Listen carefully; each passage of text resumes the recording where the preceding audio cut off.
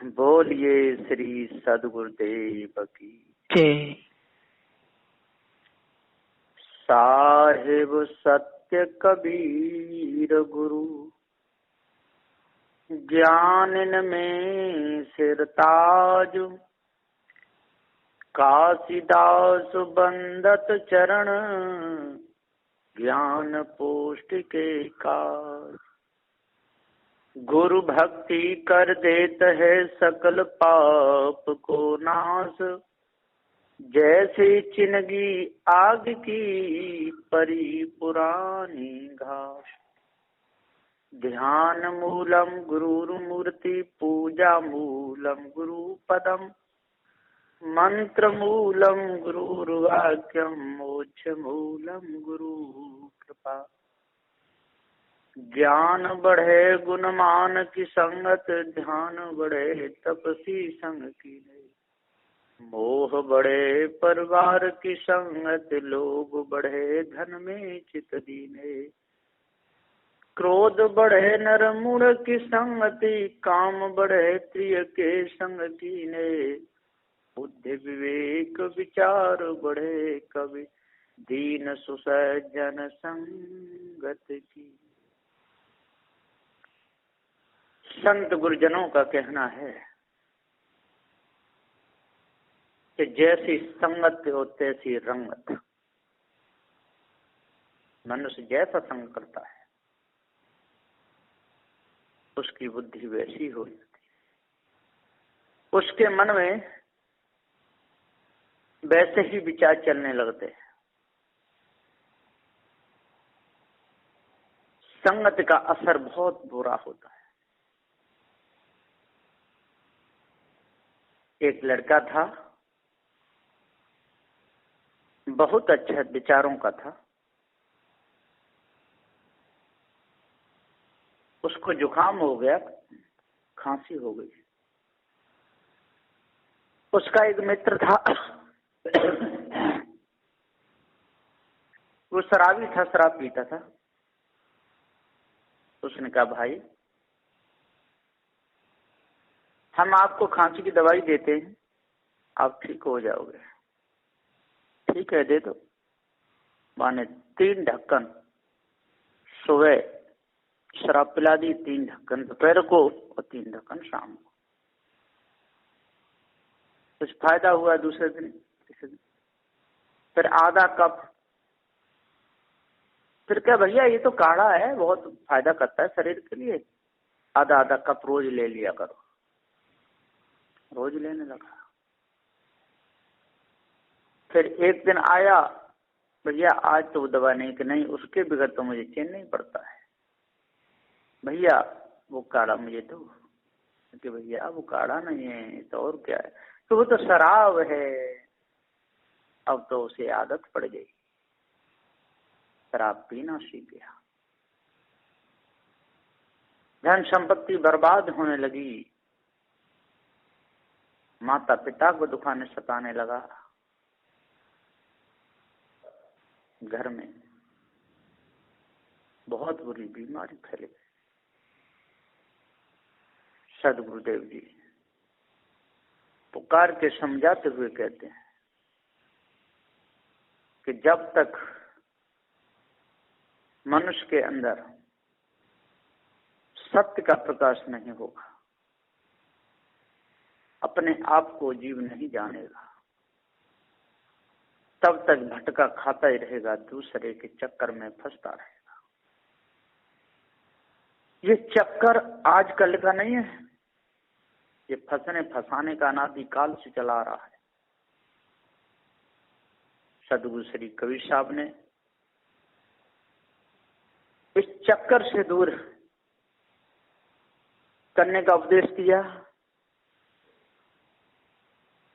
सद्गुरु श्री पूरन साहब जी ने दिया। वर्तमान में जो पारखी संत हैं वो सत्य का ही उपदेश दे रहे हैं। जरा भी उनके उपदेश में ढील नहीं है। ढील है तो हमारे समझने में।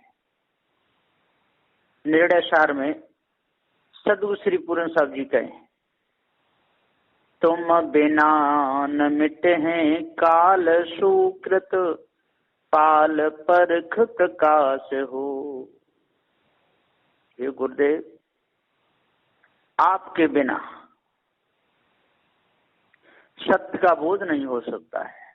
आपके बिना हम काल जाल से नहीं छूट सकते। आप सत्य का उपदेश देते हैं, सुख में रद्द कर देते हैं।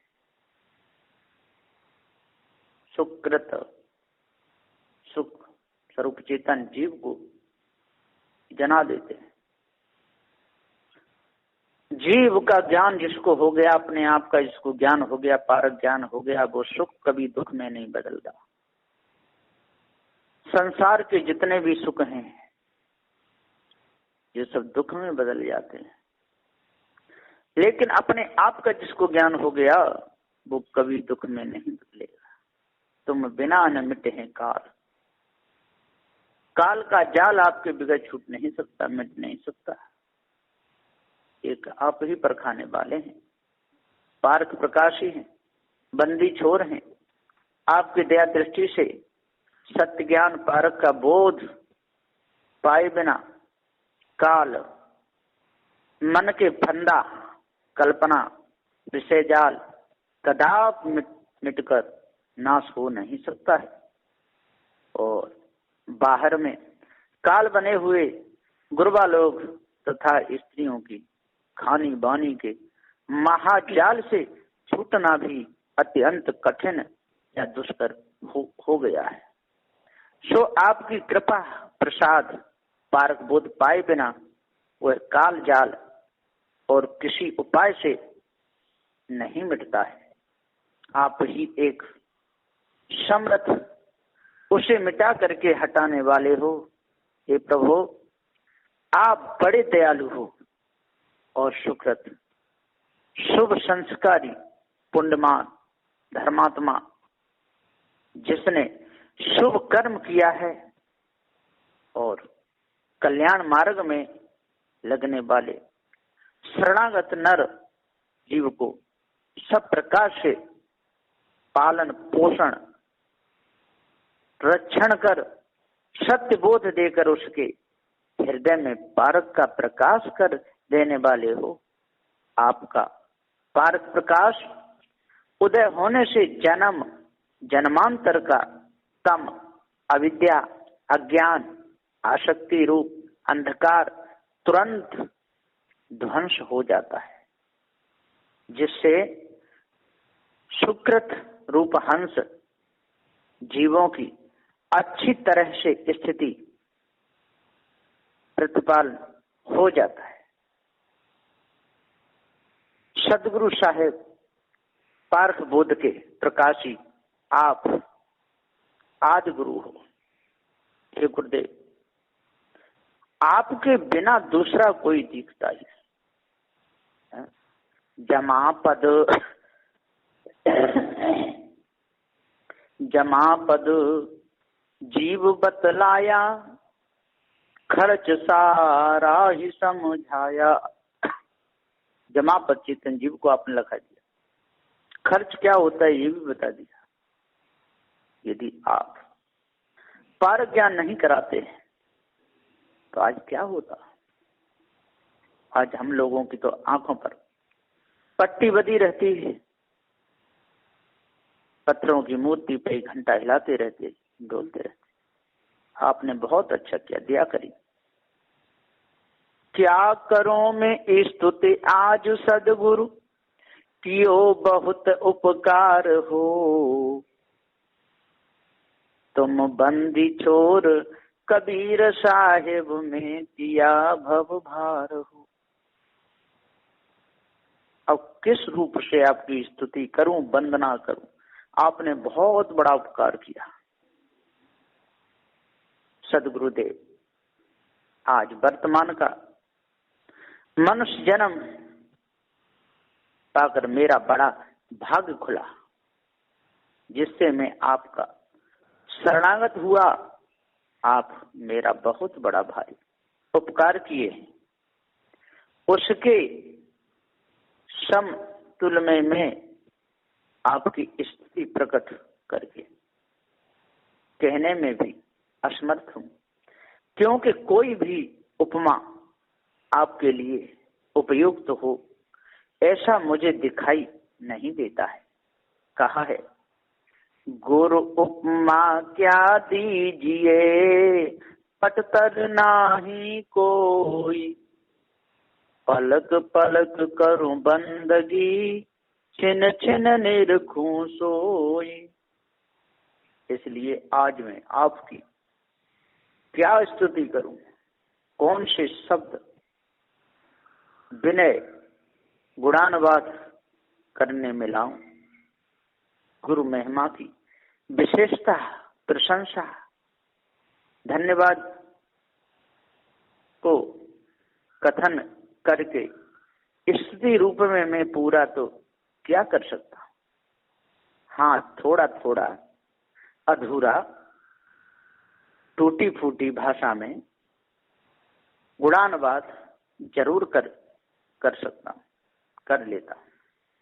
हे सदगुरु, में तो प्रथम विषय शक्ति के कारण उन्मत्त होकर अज्ञान रूपी अंधकार में ही गिरा पड़ा तड़प रहा था। ऐसे मुझ हीन दीन मलिन अबोध को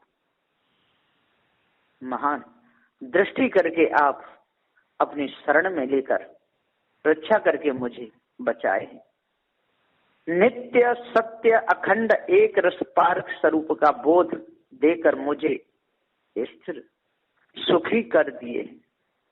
इस प्रकार हे सद्गुरुदेव, आप मेरा बहुत ही बड़ा उपकार कर दिए। इसी से मैं कृतज्ञ होकर पल पल में आपकी वंदना करता, आपकी स्तुति करता, आपकी प्रार्थना करता, आपके चरणों में बार बार त्रिवार बंदी करता हूं, क्योंकि आपने मानंदियों से हमको छुड़ा लिया। सारा संसार मानंदी में फंसा हुआ है, सारा संसार विषय जाल में फंसा हुआ है, सारा संसार अटका भटका लटका है। आपने कितनी बड़ी दया करी। तुम बंदी छोर कबीर साहिब, मेटिया भव भार हो। सदगुरु श्री पूरन साहब जी यहाँ स्तुति करते हुए कहते हैं कि हे सदगुरुदेव, श्री कबीर साहब जी आप ही सर्वप्रथम हंस जीवों को जन्म मरणात भाव बंधनों से छुड़ाने वाले सारे संसार में एकमात्र पारक बोधदाता बंदी छोड़ हुए। फिर आपके अनुयायी पारक संत भी उसी पद में प्रतिष्ठित होते आए हैं।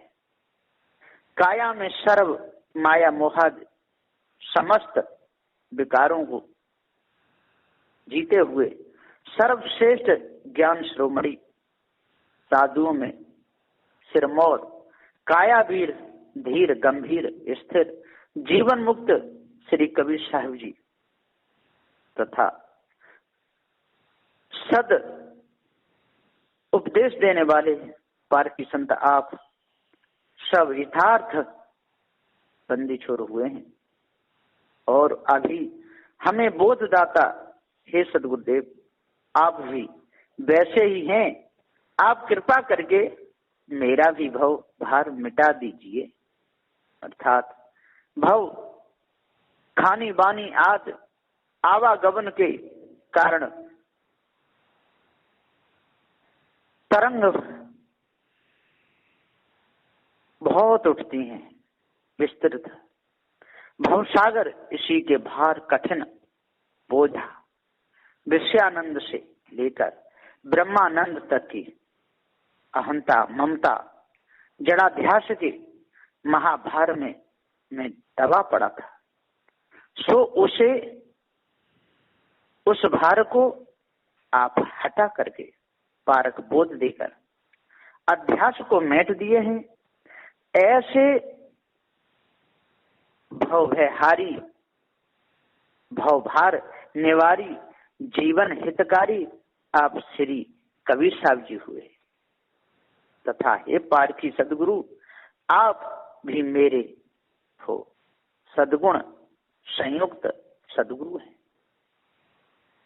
कैसा उपकार किया आपने, अब मैं कहां तक विनय करूं, जितनी करूं उतनी थोड़ी है। सदगुरु श्री पूर्ण साहब जी पुकार के समझाते हुए कहते हैं, सब करो निछावर तो ही परम गुरु, तन मन धन सब खेय हो। अब मैं तन मन धन सब निछावर करता हूं, क्योंकि आपने जड़ मानंदी से मुझे बचा लिया। पृथ्वी जड़, इसमें ज्ञान गुण नहीं, इसकी पूजा से मुझे बचा लिया। जल जड़, इसमें ज्ञान गुण नहीं, उसकी पूजा से बचा लिया। अग्नि जड़, उसमें ज्ञान गुण नहीं, उसकी पूजा से बचा लिया। वायु ज्ञान गुण रहित जड़, उसकी पूजा से बचा लिया। आकाश फूल खगोल कोई वस्तु नहीं, उसकी पूजा से बचा लिया। एक ब्रह्म का भ्रम लोगों ने संसार में लगाया, इस मानवी से छुड़ा लिया। और चाहिए क्या, सब करो निछावर तो ही परम गुरु, तन मन धन सब खेय हो। मम सुरति राखो चरण में, यह नाश मान है देह। पारक पद को पाए साहेब, मिट गयो सब घास हो। ब्रह्म जगत अनेक वाणी, रही न काऊ की आस। कोई आस नहीं रही। सब प्रकाश से है साहेब, आपने मेरे को निहाल कर दिया। परम पार की सदगुरुदेव जीवोद्धारक श्री सद गुरुदेव, मैं आपके महान उपकार को स्मरण करके मेरे तन मन धनाथ की सर्वस्व मानंदी को निछावर कर अब आपके चरण कमलों में ही अर्पण करके चढ़ा देता हूं। उसे आप अंगीकार कर लीजिए, क्योंकि वह तो विकारी नाशमान है। उसे निछावर करके भी आपके सत्यबोध से विवेक करके देखने पर आप सदगुरु देव से मैं पूर्ण नहीं हो सकता हूं, क्योंकि तन यह स्थूल देह मल का कोष क्षणभंगुर है, यह मेरा स्वरूप ही नहीं है। तथा मन ये सूक्ष्म देह अनेक प्रकार की मानंदी से भरा हुआ चंचल और नाश होने वाला ही है। सो यह भी मेरा स्वरूप नहीं है। और धन यह तन मन की संधि कारण देह आवागमन का बीज है, परंतु मैं तन मन के संबंध में मानंदी करके ब्रह्म ईश्वर आत्मा परमात्मा देवी देवता और पत्थर के टुकड़े हीरा जवाहरात आदि धातु सोना चांदी आदि पृथ्वी तत्व के भाग इत्यादि को ही श्रेष्ठ धन संपत्ति खजाना मानकर भूल रहा था। अब सदगुरु के पार्क बोल से मेरे जानने में आया कि मैं मिथ्या धोखे में पड़ा था, सो भी मेरा स्वरूप नहीं है। इस प्रकार से तन मन और धन सब ही खेय नाशमान परिणामी विनश्वर सदा न रहने वाले हैं, तथा सकल मानंदी असत्य भूल ही है। ऐसा समझकर अब उन सब की मानंदी को तोड़ ताड़ के हे परम गुरु, मैं उसे आपको ही निछावर कर देता हूं। और मैं क्या कर सकता हूं, और तो मेरे पास में कुछ है नहीं, केवल विनय कर सकता हूं, आपके चरणों में सिर झुका सकता हूं। शरण शरण गुरु राय, बहुत सुखी मोको कियो, पूर्ण बंदत पाए, सब अपराध क्षमा करो। सदगुरु श्री पूर्ण साहब जी यहाँ पर गुरुदेव से विनय करते हुए, चरणों में सिर झुकाते हुए अपना अंदर का भाव बार कह रहे हैं। मैं नालायक प्रश्न कियो, तुम समझायो मोय, मोह से बोलत न बन्यो, क्षमा करो प्रभु सोई। हे प्रभु अब मुझे क्षमा कर। हे प्रभु मेरी अज्ञानता पर ध्यान नहीं देना। हे प्रभु मैंने बहुत ऐसे ऐसे कर्म किए हैं तो उनकी याद करूं तो आंखों से आंसू भी टपक सकते हैं। इसलिए अब मैं आपकी शरण में आ गया, जड़ चेतन का आपने ज्ञान करा दिया। आज से मैं कभी भी जड़मानंदी में नहीं फंसूंगा, धोखे में नहीं फंसूंगा, नदी नाले की पूजा में नहीं फंसूंगा, पत्थरों को सिर नहीं झुकाऊंगा। पूजा करूंगा तो चेतन ही पूजा करूंगा, तो चेतन पूजा से बढ़कर और कोई पूजा नहीं। ये भाव है सदगुरुदेव का। तो हे सज्जनों, हे संतो, हे पारखी भक्त कहलाने वाले हो, कबीर पंथ से जुड़ने वाले, अब सदगुरु की सच्ची वाणी को समझो। सदगुरु श्री कबीर साहब जी अखंड बाल ब्रह्मचारी थे, धोखे में नहीं फंसते थे, न किसी को फंसाते थे। लोगों ने उनकी भी बड़ी महिमा उल्टी सीधी गाई है। कहते उनकी शादी हुई, उनके बच्चे थे, रामानंद उनके गुरु थे। ये बिल्कुल बेकार की बातें हैं, इन बेकार की बातों को छोड़ना चाहिए। रामानंद ने उनको नाम भी नहीं दिया, रामानंद ने उनको भेष भी नहीं दिया, रामानंद से वो उपदेश भी नहीं लिए। और कोई कहते हैं रामानंद कबीर साहब के शिष्य थे, ये भी झूठी बात है। रामानंद ने कबीर साहब से उपदेश नहीं लिया और कबीर साहब ने भी रामानंद से नहीं लिया। दोनों अलग अलग मार्ग भी थे, किसी का कोई भी लेना देना नहीं था। आपस में मिलना जुलना तो सबका ही होता है, आज भी होता है। नागे निर्माणी सन्यासी कबीरपंथी संत हैं, सब परस्पर मिलते हैं, अपनी अपनी वार्ता होती है, सत्संग चलता है। जिसका जितना भरम कट जाए उतना कट सकता है, न कटे मत कटे। लेकिन त्यागी वैरागी सब है, मिलना जुलना हो जाता है। वो भी अपने मंदिर में आते हैं, हम भी लोग उनके मंदिर में जाते हैं, व्यवहारिक चर्चा चलती है।